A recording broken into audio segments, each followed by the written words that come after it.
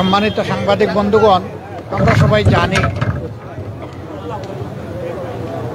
সাবেক প্রধানমন্ত্রী BNP chairperson 4 দলীয় এবং 20 দলীয় জোটের নেত্রী বেগম খালেদা জিয়া তিনি গুরুতর অসুস্থ অবস্থায় আছেন। এবারকার এর আগেও তিনি এসেছেন বহুবার, কিন্তু এবারকার মতো এত সংকটজনক পরিস্থিতি এর আগে তৈরি হয়নি।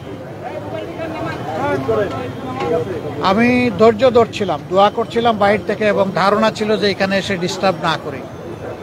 বিএনপির পক্ষ থেকেও সেই ধরনের একটা আহ্বান মহাসচিব জনাব মির্জা ফখরুল ইসলাম আলমগীর সাহেব জানিয়েছিলেন যে সবাই দোয়া করুন, এখানে এসে সবাই ভিড় করবেন না। এখানে ওনারও চিকিৎসা বিঘ্নিত হচ্ছে, আরও রোগীদের চিকিৎসা বিঘ্নিত হচ্ছে।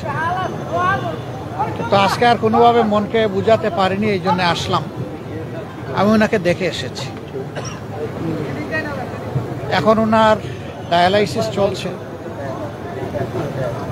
এবং তিনি আসলে ডিপ সিডেশনেই আছেন।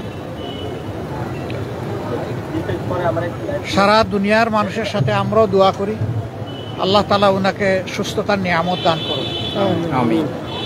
তিনি সুস্থ হয়ে আবার ফিরে আসেন এবং জাতির খেদমতে বাকি জিন্দগিটা উনি যাতে কাটাতে পারেন সেই দোয়া করি।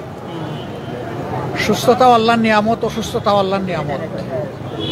এই ক্ষেত্রে তার আপনজন যারা আছেন, বিশেষ করে তার পরিবারের সম্মানিত সদস্যবৃন্দ, তাদের জন্য এই পরিস্থিতিতে ধৈর্য ধারণ করা বড় কঠিন।